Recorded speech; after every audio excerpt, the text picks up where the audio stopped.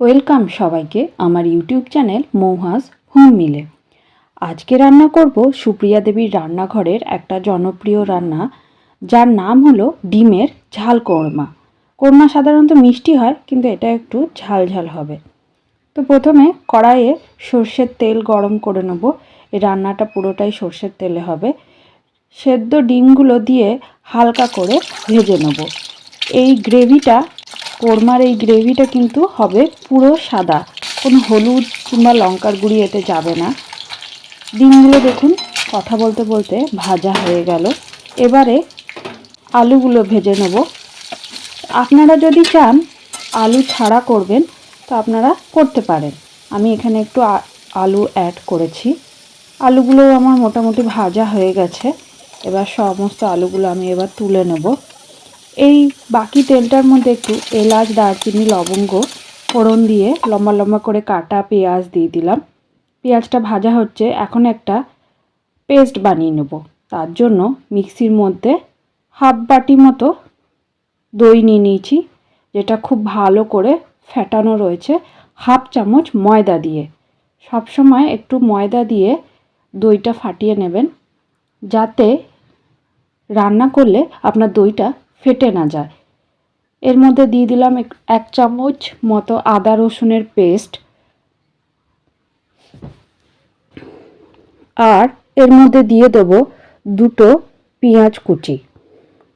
বড় বড় দুটো পেঁয়াজ আছে, যেটাকে ছোট ছোট পিসে কুচিয়ে নিয়েছি। আর দিয়ে দিলাম 4টে লঙ্কা। আপনারা যেই পরিমাণে ঝাল খেতে চান সেই রকম আপনারা ঝাল এতে ব্যবহার করতে পারেন। তো এটা পেস্ট বানাবো। পেঁয়াজটা আমার প্রায় ভাজা হয়েই গেছে। পেঁয়াজটা ভাজা হয়ে যাওয়ার পরে মিনিমাম 10-12টা কাঁচা গোলমরিচকে আমি গুঁড়ো করে নিয়েছি, সেইটা এখানে দিয়ে দিলাম। এবার দইয়ের সাথে যে পেস্টটা বানিয়ে রেখেছিলাম সেইটা এর মধ্যে অ্যাড করব এবং খুব ভালো করে কষাবো যতক্ষণ না তেল ছেড়ে আসবে। গ্যাস কিন্তু অবশ্যই মিডিয়ামে করে দেবো কিংবা লো। এতে দইটা ফাটবে না আর খুব সুন্দরভাবে এটা কষে আসবে, নিচে পুড়ে লাগবেও না। তো এটা একটু সময় নিয়ে করতে হবে।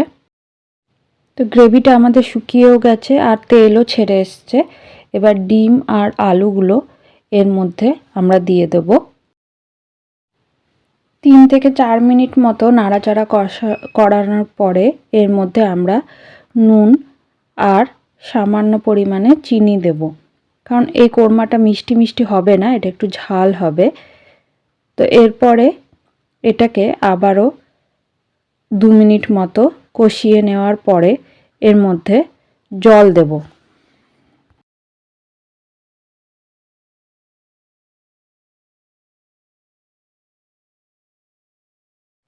জল দিয়ে ভালো করে এটাকে ফুটিয়ে আলুগুলোকে সিদ্ধ করে নেব। আর আপনারা যদি আলু না দিতে চান তাহলে এটা মাখা মাখা করে নামিয়ে নেবেন। বিশাল ঝোল হবে না, একটু গা মাখা হবে। নামানোর আগে অবশ্যই 1 চামচ মতো ঘি আর গরম মশলার গুঁড়ো দিয়ে নামাবো। এতে এই কোরমার স্বাদ আরও দ্বিগুণ হয়ে যাবে। আমার এই ডিমের কোরমা প্রায় রেডি। এবার সুন্দর করে পরিবেশন করে নেব। সুন্দর করে পরিবেশন করে নিয়েছি। যদি এই রেসিপিটা ভালো লেগে থাকে তাহলে অবশ্যই লাইক অ্যান্ড সাবস্ক্রাইব করবেন।